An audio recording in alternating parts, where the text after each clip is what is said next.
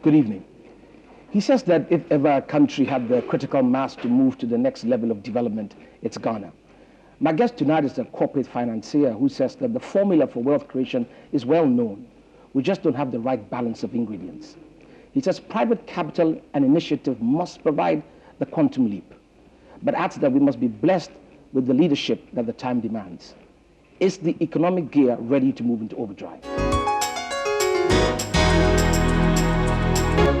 Mr. Bucknor, thank you for coming. Thank you very much, David, for having me. Mr. Bucknor, you talk quite a bit about the fact that there is a critical mass, and perhaps we just need to know which way to go with it.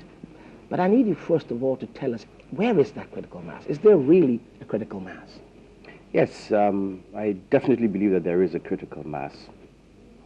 Critical mass is really in the people. It's in the level of education and the mix of skills that Ghanaians have that can be made available to push this country forward. Some of it is in the country, some of it is outside the country, and some of it is in our youth. But it is there. It's amazing you say that, because we look at the data and you would have thought that there's so much more to do in terms of educating our people, because you need people that are educated. You obviously might then have to bring a lot of people back, and the youth will take quite a bit of time. So how can you suggest that that critical mass is there at this stage? Well, I think that, first of all, we have to understand that when we talk about critical mass, it does not necessarily mean a whole lot of people. Countries move ahead because of good leadership. Leadership does not have to be embodied in several thousands of people. It can be a few people, like the slogan says, a few good men. That's right. To move a country forward. So when I talk about critical mass, I'm talking about the essential core of people in various sectors, be it in the agricultural sector, the educational sector, the financial sector, the scientific community, the medical community, the few people who with the right focus and the right skills can really make the big leap. Have these few people been around for a while? Yes, they have. They've so been why around. haven't we made, why hasn't anything happened? I mean, in all honesty, we are still pretty much trying to find our way out of underdevelopment. We've had a critical mass for some time now. What is missing? Is it the focus that you referred to? Focus, leadership, strategy, vision, and coordination of all these people. When you say leadership, Mr. Bucknor, you're not referring to political leadership, are you? Or Yes, are you? I am. Political leadership that permeates into leadership in different spheres of the country's life. But there are people who say that, in a sense, we are doomed, that for some reason in many parts of Africa, the people that go into political leadership are not necessarily the best, that good people stay out of politics. How are we going to do it then? Well, I think that it takes a mix of temperament, skill, background for somebody to be interested in politics. It is true that you very often do not find necessarily the brightest minds, the best trained people necessarily in political office. The brightest like to make themselves the kingmakers. They sit in the back. Very often, yes. In a way, it's because they are less courageous than many politicians. But you don't have to be the brightest to be a good leader. You have to combine, obviously, intelligence, but a lot of wisdom and vision and people skills.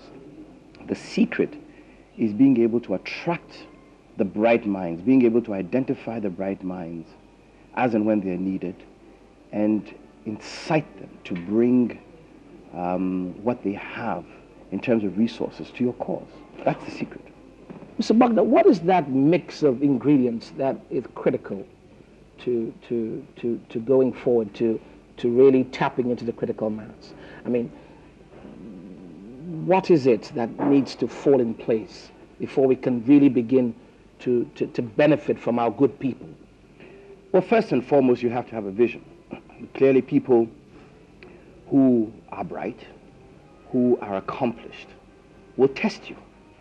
The first thing they will want to ask of you as a leader is, where are you taking me? Where are you taking this country? Where are you taking this company, whatever organization you're dealing with? How are you doing it? And it is the extent to which you're able to articulate that vision, explain it, and galvanize interest that ultimately attracts people towards you. The second thing is to be able to identify the people. And that involves really a network, keeping an open mind, communicating, finding out, having a very clear idea of the set of skills that you want.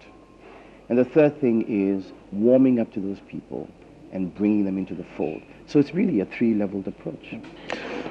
Let's look at it from another angle. Let's shift from the leadership question and so on. You're a banker, sir. You are a banker. I mean, in this country, the financial sector has seen quite some growth over the last, if you like, 10, 15 years. What is missing? Because there are people that suggest that the banks really are not, in all honesty, doing the things that they must do to take these countries forward. They have chosen the easy path. I think that the path that any sector, financial or otherwise, chooses is really in response to the challenges, the opportunities, and the policy environment in which you operate. Financial institutions the world over have always had to adapt. If you look at the nature of commercial banking in the 1970s when I started banking, it was very different from what it is today. If you look at the nature of investment banking today, as the financial markets, especially in the United States, the stock market has gone down considerably, you're seeing a lot of turmoil, a lot of change in the character of financial institutions. You're seeing it in the information sector also with high-tech companies, telecommunications companies, etc. So businesses generally evolve depending on the environment. So in terms of our own country, I think we've had a financial model that has worked very well in the early years when we're going through the economic recovery program. It's time to change that model. It's time to change that model. And replace it with what, sir? With a model that encourages private initiative, that channels savings from investors and savers into directly productive investments. The people in government are aware of that, in the last government, in this government.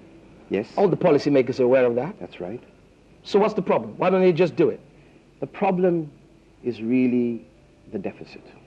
It's the size of government. It's the size of government expenditure in relationship to the revenues that this country is able to generate. So government must cut expenditure. Absolutely. Government must spend less. Must spend less and must reduce the areas in which it gets involved and leave the private sector to do more and more. Government must focus on really what are the most essential core areas that are required and leave private initiative to take up the slack in